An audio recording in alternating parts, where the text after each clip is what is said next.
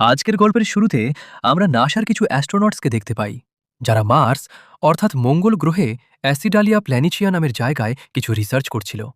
এইসব অ্যাস্ট্রোনটস সেখানে মাটির স্যাম্পল নিচ্ছিল। ঠিক তখনই হঠাৎ তারা একটি খবর পায় যে একটি বিপজ্জনক এবং বিশাল ঝড় খুব দ্রুত তাদের দিকে এগিয়ে আসছে। এই মেসেজ দেখেই জনসন সঙ্গে সঙ্গে কমান্ডার এবং বাকি টিমকে হ্যাবের ভিতরে ডেকে নেয়, যেখানে তারা জানতে পারে যে সেই ঝড় ৮৬,০০০ নিউটন বল নিয়ে তাদের এমএভি এর সঙ্গে ধাক্কা দিতে চলেছে। এমএভি অর্থাৎ মার্স অ্যাসেন্ট ভিকল একটি রকেট হয় যা অ্যাস্ট্রোনটসদের মঙ্গল গ্রহের পৃষ্ঠ থেকে তুলে মঙ্গলের অরবিটে ঘুরতে থাকা তাদের স্পেসশিপ পর্যন্ত পৌঁছে দেয়। কিন্তু এর জন্য এমএভি এর সোজা দাঁড়িয়ে থাকা খুবই জরুরি ছিল। যদি এমএভি ঝড়ে উল্টে যেত তাহলে তারা সবাই চিরতরে মঙ্গল গ্রহে আটকে পড়ে যেত। পরিস্থিতি এতটাই গুরুতর ছিল যে ভাবার জন্য সময় খুব কম ছিল। তাই কমান্ডার সঙ্গে সঙ্গে মিশন বাতিল করে পৃথিবীতে ফিরে যাওয়ার সিদ্ধান্ত নেয়। এরপর সে তার টিমকে তার পেছনে নিয়ে এমএভের দিকে এগোতে শুরু করে। কিন্তু দুর্ভাগ্যবশত তখন পর্যন্ত ঝড় তার ভয়ঙ্কর রূপ ধারণ করে ফেলেছিল এবং পরিস্থিতি ক্রমাগত খারাপ থেকে খারাপের দিকে যেতে থাকছিল। কমান্ডার যখনই এইচএবি এর এয়ারলক খুলে, ঠিক সেই মুহূর্তে প্রবল ঝড়ের একটি জোরালো ঝাপটা ভেতরে ঢুকে পড়ে এবং তাদের পা কাঁপতে শুরু করে। কিন্তু কমান্ডার কোনোভাবে নিজেকে সামলে নেয় এবং তার টিমকে নিয়ে এমএভি এর দিকে এগোতে থাকে। ৫ জন অ্যাস্ট্রোনটস তখনও অর্ধেক পথেই পৌঁছেছিল। ঠিক তখন মার্ক ওয়াটনি নামের একজন অ্যাস্ট্রোনটের সঙ্গে তাদের হ্যাবের ভাঙা অ্যান্টেনা এসে জোরে ধাক্কা মারে, যার ফলে মার্ক একটি খড়কুটোর মতো বাতাসে উড়ে গিয়ে সেই ভয়ঙ্কর ঝড়ের মধ্যে কোথাও হারিয়ে যায়। এদিকে মার্টিনেস তার কম্পিউটারে দেখে মার্কের স্পেস স্যুট থেকে অক্সিজেন লিক হওয়ার সিগন্যাল পেয়েছে। এটা দেখে মার্কের সঙ্গীদের মধ্যে হইচই পড়ে যায়। যদি মার্কের স্পেস স্যুটের সব অক্সিজেন বাইরে বের হয়ে যায় তাহলে সে কয়েক সেকেন্ডের মধ্যেই মারা যাবে। এটা জানার পর কমান্ডার এবং তার টিম নিজেদের পুরো শক্তি দিয়ে মার্ককে খুঁজতে লেগে যায়। কিন্তু সেই ভয়ঙ্কর ঝড়ে একে অপরকে দেখা প্রায় অসম্ভব ছিল। তারা শুধু সিগন্যালের সাহায্যে একে অপরের সঙ্গে যুক্ত ছিল এবং মার্কের সঙ্গে তাদের যোগাযোগ সম্পূর্ণভাবে বিচ্ছিন্ন হয়ে গিয়েছিল। অবশেষে তারা মার্ককে খুঁজে পেতে ব্যর্থ হয়। অন্যদিকে এমএভি ক্রমাগত হেলে পড়ছিল। কিছু সময়ের জন্য কমান্ডার স্তব্ধ হয়ে যায়, কিন্তু সে জানত যে একজনের জন্য অন্যদের জীবন ঝুঁকিতে ফেলা যাবে না। তাই বেক ধরে নেয় যে অক্সিজেন ছাড়া মার্ক এখন পর্যন্ত মারা গেছে। এটা শুনে কমান্ডারও চোখে জল নিয়ে এমএভি ফিরে আসে। এমএভি পুরোপুরি উল্টে যাওয়ার আগেই কমান্ডার সেটিকে লঞ্চ করার নির্দেশ দেয় এবং তারা সবাই তাদের মনে মার্কের মৃত্যুর বোঝা নিয়ে পৃথিবীর দিকে রওনা হয়ে যায়। কিন্তু পরের দিন যখন মঙ্গল গ্রহে আসা ভয়ঙ্কর ঝড় শান্ত হয়ে যায়, তখন জানা যায় যে মার্ক ওয়াটনি এখনও বেঁচে আছে।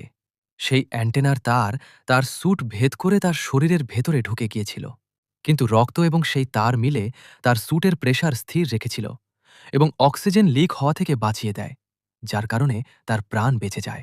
যখন তার চোখ খুলে তখন সে নিজেকে এইচআইভি থেকে অনেক দূরে সম্পূর্ণ একা অবস্থায় খুঁজে পায়। সে বুঝতে পারে যে বাকি সবাই ঝড় থেকে বাঁচার জন্য আগের রাতেই এখানে থেকে চলে গেছে। মার্ক সেই রডটা বের করার বোকামি করেনি, বরং সেটিকে অ্যান্টেনা ডিশ থেকে আলাদা করে দেয় এবং ব্যথা সহ্য করে কোনোভাবে এইচএবি পর্যন্ত পৌঁছে যায়। মার্ক সঙ্গে সঙ্গে তার স্পেস স্যুট খুলে ফেলে এবং এক ঝটকায় সেই রডটাকে তার পেট থেকে টেনে বের করে নেয়। তার যন্ত্রণার চিৎকার পুরো এইচএবি এ প্রতিধ্বনিত হয়ে ওঠে, কিন্তু অ্যান্টেনার একটি ছোট অংশ এখনও তার পেটে আটকে ছিল। মার্ক ফার্স্ট এইড কিটের সাহায্যে কোনোভাবে সেই অংশটাকেও বের করে নেয় এবং স্ট্যাপলার দিয়ে তার ক্ষত সেলাই করে নেয়। সেই অসহনীয় যন্ত্রণা মার্কের মস্তিষ্ককে প্রায় অবশ্য করে দেয়। কিন্তু এটা তো শুধু শুরু ছিল। মার্কের জন্য বিপদের আসল অধ্যায় এখন শুরু হতে চলেছিল, কারণ সে মঙ্গল গ্রহের বিরান মরুভূমিতে সম্পূর্ণ একা আটকে পড়েছিল।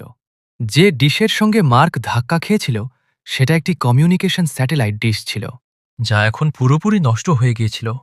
এই কারণে মার্ক না তার সঙ্গীদের সঙ্গে যোগাযোগ করতে পারছিল, না নাসার সঙ্গে।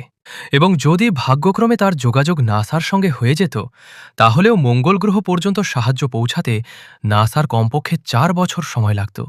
এবং এই সময় মার্ক যে হ্যাবে নিজেকে নিরাপদ ভাবছিল, তা শুধু ৩১ দিন পর্যন্ত টিকে থাকার জন্য তৈরি করা হয়েছিল।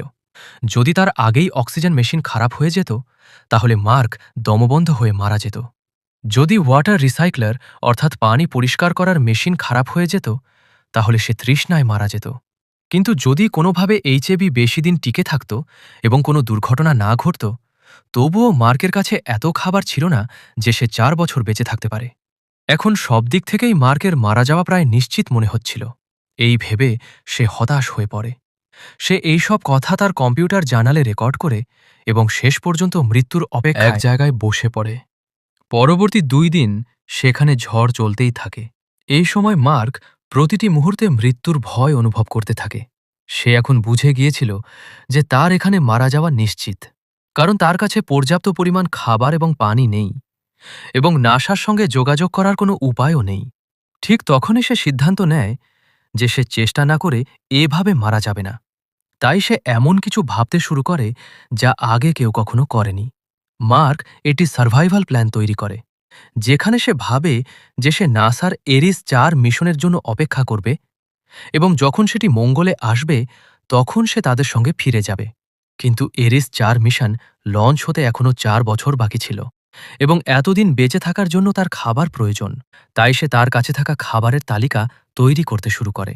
মার্ক এবং তার সঙ্গীদের খাবার মিলিয়ে তার কাছে শুধু এতটুকু খাবার ছিল যা সে প্রায় 1 বছর পর্যন্ত ব্যবহার করতে পারত।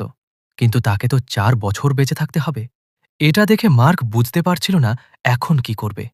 ঠিক তখনই তার নজর পড়ে আলুর দিকে এবং তার মাথায় একটি আইডিয়া আসে। তাই সে একটি বড় সিদ্ধান্ত নেয়। সে মঙ্গল গ্রহের এই অনুর্বর জমিতে চাষ শুরু করবে। তার কাছে কিছু আলু ছিল এবং সে এই আলুগুলোই চাষ করার পরিকল্পনা করে। কিন্তু মাটিকে উর্বর করার জন্য তাকে অনেক পানির প্রয়োজন ছিল এবং মঙ্গল গ্রহে পানির কোনো অস্তিত্বই নেই। মার্ক একজন পেশাদার বোটানিস্ট, তাই সে ভালোভাবেই জানত যে ফসল ফলানোর জন্য কি কি প্রয়োজন। সে এখন মঙ্গলে চাষ শুরু করার প্রস্তুতি নিতে শুরু করে। মার্ক প্রথমে একটি জায়গায় অনেক মাটি জড়ো করে এবং সেটিকে চাষের জমিতে পরিণত করে। মাটিকে উর্বর করতে সে হিউম্যান ওয়েস্ট অর্থাৎ অ্যাস্ট্রোনটসদের মল ব্যবহার করে, যার গন্ধ খুবই খারাপ ছিল, কিন্তু সে সেটা সহ্য করে সেগুলোকে সার বানিয়ে নেয়। এরপর সে আলুগুলোকে 2 টুকরো করে এবং সেগুলোকে সারসহ মাটিতে পুঁতে দেয়। কিন্তু এখন তাকে পানি তৈরি করতে হবে। ভাগ্যক্রমে মার্ক জানত কিভাবে পানি তৈরি করা যায়। হাইড্রোজেন এবং অক্সিজেন একসঙ্গে জ্বালালে পানি তৈরি হয় এবং এই কাজের জন্য তার কাছে প্রয়োজনীয় সব সরঞ্জাম ছিল। প্রথমবার সে হাইড্রোজেনের সঙ্গে অক্সিজেন মেশাতেই একটি বড় বিস্ফোরণ ঘটে, কারণ সে ঘরের ভেতরে থাকা অক্সিজেনের পরিমাণ হিসাব করেনি, যা তার শ্বাস-প্রশ্বাসের কারণে তৈরি হচ্ছিল। কিন্তু পরের বার সে সঠিক অনুপাতে হাইড্রোজেন এবং অক্সিজেন মিশিয়ে পানি তৈরি করতে সফল হয় এবং এখন সেখানে পানি তৈরি হতে শুরু করে। এই প্রক্রিয়ায় বাষ্প তৈরি হয়, যার ফলে সেখানে ছোট ছোট পানির ফোঁটা তৈরি হতে থাকে এবং তার মাটির জন্য প্রয়োজনীয় পানি পাওয়া যায়। কিছুদিন পর সেখানে প্রথম গাছ জন্মায়। এটা দেখে মার্ক খুব খুশি হয়। অন্যদিকে পৃথিবীতে নাসা ঘোষণা করে মার্ক মারা গেছে এবং এই খবর দ্রুত ছড়িয়ে পড়ে। তার শেষকৃত্যও সম্পন্ন করা হয়। এরপর ভিনসেন্টকে দেখানো হয় যে নাসার অফিসে গিয়ে ডাইরেক্টরকে স্যাটেলাইট ঘোরানোর কথা বলে, কিন্তু ডাইরেক্টর টেডি তা করতে অস্বীকার করে, কারণ এতে মার্কের মৃতদেহ দেখা যেতে পারে এবং নাসার ভাবমূর্তি খারাপ হতে পারে এবং ভবিষ্যতের মিশনের জন্য ফান্ডিং পেতে সমস্যা হতে পারে। কিন্তু ভিনসেন্ট হাল ছাড়ে না।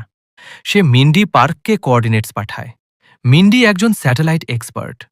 যখন স্যাটেলাইট ক্যামেরা সেই দিকে ঘোরানো হয় তখন মিন্ডি অবাক হয়ে যায়। সে দেখে যে কিছু জিনিস এক জায়গা থেকে অন্য জায়গায় সরানো হয়েছে, এমনকি রোভারও তার জায়গা থেকে সরে গেছে। এটা দেখে সে বুঝতে পারে মার্ক এখনও বেঁচে আছে।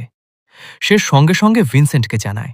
ভিনসেন্ট এই খবর ডাইরেক্টর টেডিকে জানায়। প্রথমে ডাইরেক্টর এটা বিশ্বাস করতে চায় না, কিন্তু সোলার প্যানেলস পরিষ্কার দেখে সে বুঝতে পারে মার্ক সত্যিই বেঁচে আছে। এই খবর তাকে দোটানায় ফেলে, কারণ মার্কের মৃত্যুর খবর আগেই ছড়িয়ে পড়েছে। এখন নাসা কিভাবে বলবে সে বেঁচে আছে? অবশেষে তারা ঠিক করে সত্যটা প্রকাশ করবে, কিন্তু হারমিসে থাকা ক্রুদের এটা জানানো হবে না, যাতে তারা দুঃখ না পায়। অন্যদিকে মার্ক এখন ৭০ দিন ধরে মঙ্গলে বেঁচে আছে। এখন তাকে মঙ্গল থেকে বের হওয়ার পরিকল্পনা করতে হবে। সে জানত এরিস-4 মিশন ৪ বছর পর শিয়াপারেল্লি ক্রেটারে নামবে, কিন্তু সেটা তার জায়গা থেকে প্রায় ৩,২০০ কিলোমিটার দূরে। বাঁচতে হলে তাকে সেখানে পৌঁছাতে হবে। সে হিসাব করে দেখে সেখানে যে প্রায় ৫০ দিন লাগবে। তাই সে প্রস্তুতি শুরু করে। তার কাছে একটি রোভার ছিল যা ঠিকমতো চলছিল না, কিন্তু সে তার জ্ঞান ব্যবহার করে সেটাকে ঠিক করে নেয় এবং দীর্ঘ পথ চলার উপযোগী বানায়। কিন্তু এখন তার সামনে আরেকটি নতুন সমস্যা দাঁড়ায়।